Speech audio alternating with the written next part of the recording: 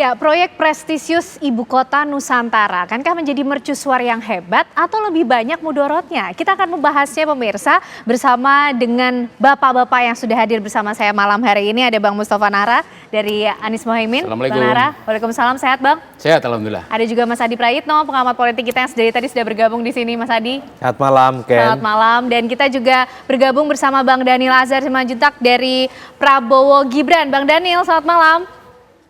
Selamat malam Mbak Ken. Sehat ya Bang? Mas Mustafa, Mas Adi. Alhamdulillah Mbak. Alhamdulillah. Oke, Bang Nahra. Ya. Sebenarnya bagaimana pasangan 01 ini melihat soal proyek Ibu Kota Nusantara? Ya, memang berbeda dari paslon 2 dan 3. Dalam visi misi kami sama sekali tidak dicantumkan tentang prioritas untuk IKN. Oke. Kami hanya mengatakan bahwa nanti ada ekonomi istilahnya apa ya, teduh lah ya, jadi kesana kan banyak pohon dan lain sebagainya, tapi bukan untuk prioritas ibu kota IKN. Oleh karena itu kami jauh sebelumnya sudah meneliti ini, sudah mempelajari dari segala sisi, dan kita katakan simpulkan bahwa siapapun yang menjadi presiden nanti pasti akan disibukkan dengan IKN. Karena ini sangat terburu-buru dan sosialisasi tidak pernah berjalan. Kemudian pengesannya juga sangat misterius dan ini sangat banyak pesan yang sangat politis dari luar negeri sana, sehingga paslon 1 tidak begitu memprioritaskan ini sekali lagi, dan tidak seluruhnya program atau pembangunan yang telah berjalan sebelumnya tidak harus teruskan. Tapi ada 3 langkah di sini. Selain program Pak Anies Mohaimin sendiri secara murni, ada 3 langkah yang penting ini. Pertama, kalau itu bagus lanjutkan pasti. Jadi kalau Pak Jokowi melakukan pembangunan sebelumnya itu bagus, pasti teruskan. Tapi kalau kedua, ada kekurangan, harus diperbaiki. Tapi yang ketiga, ketika itu kesalahan total atau kekurangan sangat fatal, maka akan dievaluasi total. Oleh karena itu Pak Anies sangat perhatian sekali bahwa ini sangat bermasalah IKN ini.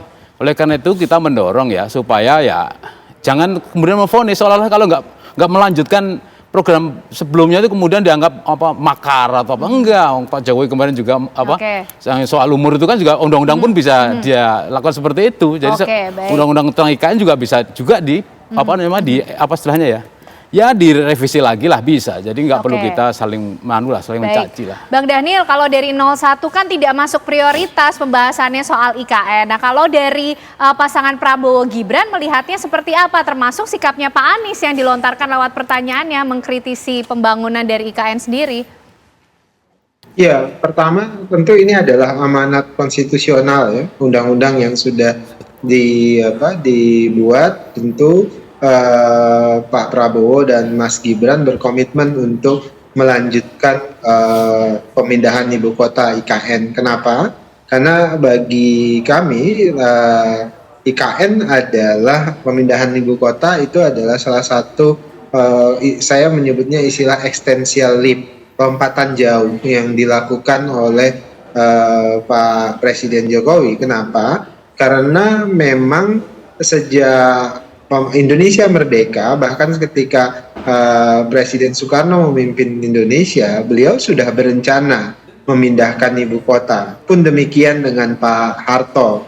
Bahkan sampai terakhir Pak SBY juga berencana memindahkan ibu kota. Kajian-kajian dilakukan terus-menerus. Nah, pada momentum Pak Jokowi memimpin sebagai presiden, beliau kemudian memutuskan untuk memindahkan ibu kota, dan bagi kami ini adalah essential leap, revolusioner, lompatannya jauh, dan Pak Jokowi memulainya dengan baik. Artinya apa? Artinya kalau tidak kita mulai, kapan lagi? Ini adalah momentum yang baik. Oleh sebab itulah Prabowo Gibran itu berkomitmen untuk melanjutkan program pemindahan ibu kota ini, IKN ini. Kenapa harus? Tadi selain ini adalah amanat sejarah tadi dari presiden pertama kita sampai Pak SBY itu memasukkan ini sebagai bagian dari rencana dan program, dan Pak Jokowi sudah memulainya. Ini one step sudah dimulai Pak Jokowi, tentu kita akan melanjutkan a billion step next-nya, kira-kira begitu. Nah, ini salah satu langkah tadi yang juga disampaikan oleh presiden adalah untuk melakukan pemerataan ekonomi supaya jangan Jawa sentris, tapi kita ingin mendorong Indonesia sentris. Kemudian yang ketiga juga bukan sekedar IKN, artinya bukan sekedar di Kalimantan Timur diakselerasikan sebagai simbol ibu kota baru, tapi Pak Prabowo dan Mas Gibran itu berkomitmen ingin mendorong, kami menyebutnya kota-kota inovasi. Jadi nanti berbagai pulau itu bisa punya spesifikasi kemajuan, baik itu dari sisi ekonomi, mau teknologi dan sebagainya. Jadi kita nyebutnya 10 kota atau 10 daerah inovasi. Jadi kita mendorong hal yang serupa sebagai bagian dari program pemindahan ibu kota, Mbak Hana. Baik, berarti kalau dari Prabowo Gibran sikapnya melanjutkan pembangunan IKN. Mungkin saya mau kembali lagi dulu ke Bang Nahra. Bang Nahra, berarti kalau dari pernyataannya Pak Anies pada tanggal 4 Desember saya mencatat beliau bilang anggarannya terlalu besar hanya untuk pembangunan ibu kota negara. Ini melambangkan sikap apa? Artinya akan mengkaji lebih dulu atau pasti sudah tidak dilanjutkan? Atau gimana? Bukan tidak dilanjutkan. Ada revisi total ya di situ. Karena kalau yang namanya pemerataan tidak mungkin kita membangun mercusuar tengah hutan. Jadi yang disebut pemerataan itu adalah kota-kota yang mana itu untuk pemerataan, untuk keadilan dan seterusnya.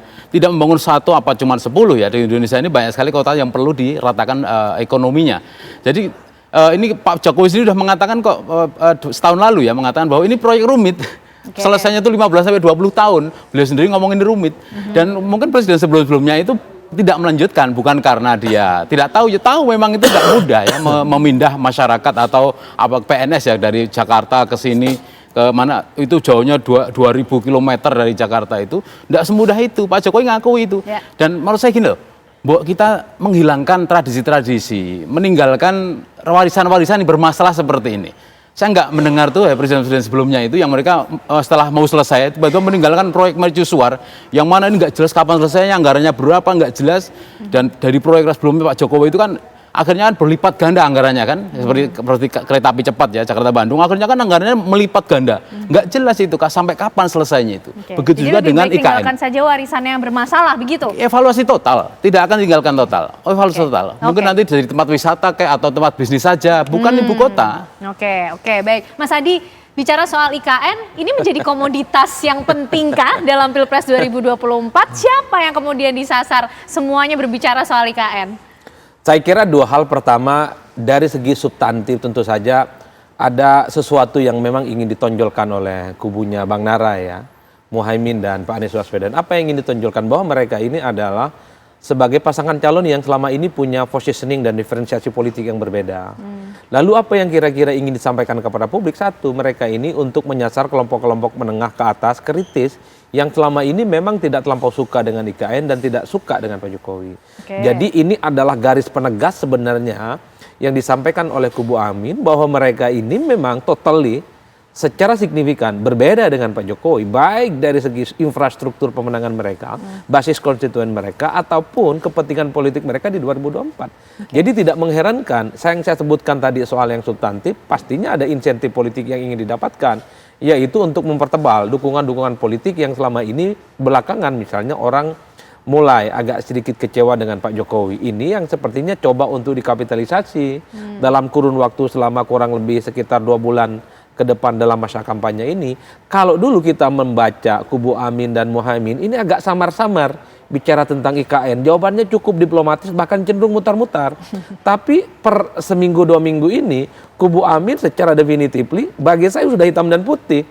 Muhaimin Iskandar jelas, kita udah enak-enak tinggal di Jakarta tiba-tiba harus pindah ke tengah hutan, itu kan jelas sikap penolakannya terhadap IKN. PKS tuh di TB Simatupang, balihonya gede-gede, segede Alahim, ada tulisan, kalau kita menang, ibu kota negara tetap di Jakarta, bukan di IKN yang baru. Itu kan jelas diferensiasi politiknya. Anies menambahkan dengan statement yang lebih keras, bahwa dengan adanya IKN ini bukan solusi pemerataan katanya, tapi justru akan menimbulkan ketimpangan-ketimpangan yang baru. Solusinya disebutkan, membangun kota-kota yang lain, kota-kota yang kecil kemudian menjadi besar. Yang ingin saya katakan adalah, ini adalah komoditas politik yang memang coba untuk disampaikan kepada publik. Kubu Amin adalah mereka yang berbeda dengan Jokowi. Jadi siapapun yang tidak suka dengan Jokowi, kecewa dengan Jokowi, tak mau lagi melihat orang-orang yang jadi presiden adalah orang Jokowi, maka beralihlah iman politiknya kepada kubunya Amin. Ini kan semacam pamflet politik sebenarnya, yang saya kira didesain dan tak ada yang kebetulan. hanya sekedar untuk mendapatkan insentif politik elektoral. Itu yang saya tangkap. Oke, begitukah Bang Nahra menjadi jualan untuk Pilpres 2024 sehingga lantang betul berbicara soal IKN? Kalau pengamat politik kan ya memang seperti itu. Memang disitulah areanya kan. Tetapi kan jauh hari sebelum Pak Anies sama Muhaimin ketemu dalam Pilpres ini kan sudah banyak kritik ya. Dari akademisi, dari para pengamat, di tata kota. Itu sudah kritiknya keras sekali bahwa ini adalah proyek mimpi yang hanya bisa diselesaikan itu dengan langkah-langkah memang serius ya. Tapi kan jejak masa lalu, maaf Pak Jokowi itu kan banyak sekali yang mangkrak kan istilahnya kan. Tapi mangkrak istilahnya itu rencananya kurang matang. Ya, istilahnya itu naskah akademiknya kurang serius. Sehingga selain merugikan APBN juga nggak pasti selesainya kapan. Maka saya wajar ya memandang Pak Jokowi itu bilang ini rumit dan lama sekali, udah tahu begitu kok diwariskan gitu loh. Dibicarakan baik-baik, sosialisasinya kapan gitu loh. Tiba-tiba kok sudah jadi undang-undang aja. Itu banyak yang ngeritik seperti itu. Saya hanya baca di Google itu. Jadi memang ini perlu perhatian kita semua. Bukan ujuk-ujuk ini pas capres juga bukan. Sekiranya memang karena ini tahun politik. Lalu kalau pengamat politik ini kepentingan elektoral ya wajar saja. Tapi jauh hari sebelum pemilu ini dimulai, memang sudah dikritik banyak orang, banyak pihak. Oke, menarik. Proyek yang rumit dan nampaknya warisan bermasalah yang perlu dikaji ulang begitu. Tapi kenapa kemudian Prabowo Gibran ingin terus melanjutkannya? Bang Daniel nanti boleh dijawab, tapi sesaat lagi kami kembali untuk Anda. Ya, masih bersama kami di Apa Kabar Indonesia Malam, menyambung tadi pernyataan dari Bang Nahra yang menyatakan proyek IKN ini proyek yang cukup rumit loh. Dan juga ini warisan bermasalah yang sebenarnya harus dikaji ulang. Tapi kenapa Prabowo Gibran ini begitu kekeh juga melanjutkannya, Bang Daniel? Betul, rumit itu juga disampaikan oleh Pak Jokowi. Karena rumit itulah kemudian harus dimulai. Tadi saya sebutkan billion step began with one step.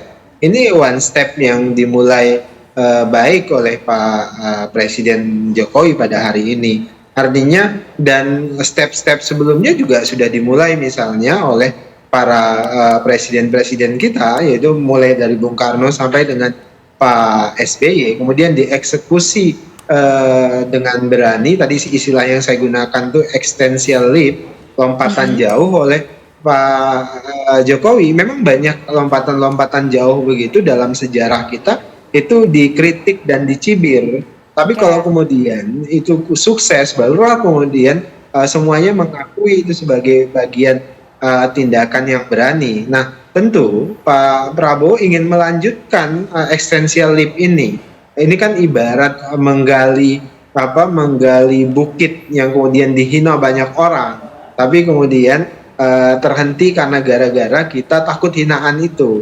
Kenapa? Karena hampir semua presiden itu, semua pihak itu paham betul bahwasannya Jakarta punya potensi sangat crowded, bahkan prediksi demografi sampai 2045 nanti bisa sampai 75 juta, bahkan 90 juta untuk penduduk di Jakarta, Bandung dan sekitarnya. Dan itu berpotensi dalam tanda kutip berpotensi bencana demografi kalau kemudian kita tidak memulai langkah berani dan tidak melanjutkan langkah berani yang dilakukan oleh Presiden Jokowi, maka kita akan telat begitu. Jadi ini bagi kami rumit betul, tapi harus dimulai. Oke, jadi itu pertimbangan terkuatnya, termasuk mungkin menjawab IKN ini berarti termasuk urgent untuk terus dilanjutkan begitu, Bang Daniel, karena yang dikritisi oleh Pak Anies adalah anggarannya besar untuk kebutuhan yang tidak urgent katanya. Ini urgent, kenapa harus dimulai? Tadi konteks saya sebutkan. Kenapa? Karena kalau tidak memulai, maka kita punya kolateral masa depan, beban masa depan. Apa artinya? Apa yang dilakukan oleh Pak Presiden hari ini dan akan dilanjutkan oleh Pak Prabowo itu adalah tindakan pro masa depan. Kalau orang akan melihat jangka pendek saja, enggak, ini jangka panjang. Karena kalau tidak mulai, kita tidak akan melihat, kita hanya akan melihat bencana masa depan, tapi kemudian kita bisa kehilangan kesempatan nanti ketika ada dalam tanda kutip tadi saya sebutkan muncul bencana demografi. Jadi Baik, Bang Daniel. anggaran yang kita gunakan sekarang itu seperti saving untuk masa depan, untuk kepentingan masa depan Indonesia yang lebih merata, ekonominya merata, dan terhindar dari bencana demografi. Oke, itu pertimbangan dari Prabowo Gibran, Bang Nara. Tapi juga yang saya ingin pertanyakan, ini Pak Anies tegas menyatakan anggarannya besar untuk kebutuhan yang tidak urgent. Tapi kalau kita tarik ke belakang, kita ingat PKB termasuk yang menyetujui mengenai undang-undang soal IKN ini. Dan Caimin juga menyatakan pada saat 4 Desember, dia menyatakan bahwa IKN ini adalah produk undang-undang dan harus terus dilaksanakan. Nggak apa-apa, terus dilaksanakan nggak apa-apa, tapi evaluasi total. Dilanjutkan nggak apa-apa, tapi dievaluasi total. Tidak terus kemudian mengikuti plan yang sebelumnya. Saya contohkan gini, dulu kan 2014 kan banyak sekali mungkin ratusan janji Pak Jokowi itu kan nggak pernah terlaksana. Indosat kayak 10 juta lapangan kerja kayak, itu cuma hal kecil, nggak terlaksana. Coba bayangkan nih, mercusuar yang bernama EKN, itu belum lihat loh, hampir semua investor dari luar negeri kabur semua. Mereka nggak bodoh-bodoh amat, Mbak. Jadi kita pelan-pelan aja. Mereka nggak bodoh-bodoh amat. Mereka udah mempelajari kajian yang panjang. Terus Caimin dan PKB sampai hari ini terus dikaji terus. Jadi tidak kemudian pendapat yang setahun lalu sama dengan sekarang enggak. Tapi kita mempelajari dari berbagai sektor, berbagai pendapat dari para ahli dan kemudian kita menyimpulkan tidak semua harus dilanjutkan. Kalaupun dilanjutkan, kalau memang itu banyak errornya, ya banyak kajian yang kemungkinan salah ya kita evaluasi total. Mungkin refungsional dan sebagainya kita lakukan itu nanti. Tapi untuk itu sebagai bukti Pak Anies harus diberi kewenangan dulu, harus jadikan presiden dulu, baru tahu nanti seperti apa. Yang pasti canggih nanti itu Pak Anies, idenya bagus-bagus. Oke, Mas Adi, kalau tadi kan disampaikan ini untuk menyasar targetnya nampaknya segmen menengah ke atas. Memang angkanya cukup perlu untuk diperjuangkankah Mas Adi, dan ini dinamika yang terus terjadi, IKN akan menjadi pembahasan dan komoditas yang seksi untuk kemudian terus diperbincangkan? Ya, saya kira memang yang disasar secara politik adalah kelompok-kelompok rasional ya, yang saya sebut sebagai kelas menengah ke atas, karena mereka itu engage dengan isu-isu yang sifatnya substantif yang selama ini tidak nyerap ke bawah. Kalau mau jujur sebenarnya Ken, banyak orang yang tidak terlampau mengikuti perdebatan tentang IKN. Jangankan IKN, perdebatan tentang MK, putusan MK, bahkan politik dinasti hanya nyerap 30%, selebihnya orang nggak ngerti. Itulah yang saya sebutkan. Ini ada komoditas politik yang sengaja ingin tampilkan oleh kubunya Amin untuk mendapatkan ceruk pemilih yang selama ini dia adalah orang yang tidak setuju, tidak suka, dan bahkan tidak respect dengan Pak Jokowi. Inilah yang saya kira bahwa apa yang disampaikan oleh Bang Nara, kubu Amin, ini adalah pamflet politik yang secara terbuka untuk mendapatkan faedah elektoral. Nah, hal-hal yang sifatnya substantif saya kira memang perdebatannya pasti panjang. Jangankan soal IKN, sandal jepit pun itu menjadi perdebatan yang cukup panjang. Bagi Bung Dhanil, mungkin mereka pakai filosofinya seperti teman-teman HMI, Bang. Saya kebetulan HMI, pakai istilah yakin usaha sampai. Jadi apapun yang sudah dimulai, yakin aja nanti sampai di ujung bahwa niat baik dari IKN itu adalah untuk mengurangi jarak yang cukup jauh gitu ya, pembangunan yang selama ini hanya dianggap sebagai Jawa sentris. Pembangunan juga harus merata di luar Jawa, ada di Kalimantan, kemudian nanti ada di tempat yang lain di Sulawesi, kemudian di tempat-tempat yang selama ini memang tidak pernah disentuh oleh pembangunan baik secara ekonomi, baik secara peradaban dan seterusnya. Ini yang sepertinya sedang diikhtiarkan. Jokowi beberapa waktu yang lalu kalau kita tangkap selalu mengatakan bahwa kita tidak mau yang jadi presiden di 2024 adalah mereka yang mencoba untuk menghilangkan legasi-legasi yang sudah ditinggalkan. Ini semacam tutup lubang, gali lubang, nggak maju-maju ini negara. Di mana keputusan politik presiden sebelumnya tidak dilanjutkan oleh pemimpin sebelumnya, ini dianggap sebagai sebuah kemunduran. Tapi bagi kubu Amin beda ceritanya. Sekalipun mereka mengatakan bahwa pada saat yang bersamaan agak sedikit main aman, dikoreksi, dievaluasi, sekalipun evaluasi total, tapi mereka menghindari untuk mengatakan ini proyek gagal dan nggak mau melanjutkan. Loh, PKS jelas-jelas loh, baliho gede di Simatupang, depan kantornya Bang, kalau Amin menang, mereka tetap ingin menjadikan Jakarta sebagai ibu kota negara. Ini bukan evaluasi tipis-tipis, ini penolakan yang cukup tegas. Kenapa misalnya PKB, kenapa Nasdem agak sedikit melunak? Karena mereka bagian dari partai politik yang menyetujui undang-undang IKN beberapa waktu yang lalu. Maka PKS lah yang disorong, untuk agresif mengatakan jangan mau pindah ke Oke. hutan. Kan itu saja jalan ceritanya. Baik, Mas Adi, Bang Nara, Bang Daniel, terima kasih. IKN menjadi salah satu komoditas dari sederetan komoditas lain yang kita akan tunggu bagaimana para capres-cawapres ini akan beradu gagasan. Terima kasih sekali lagi semuanya, sehat selalu.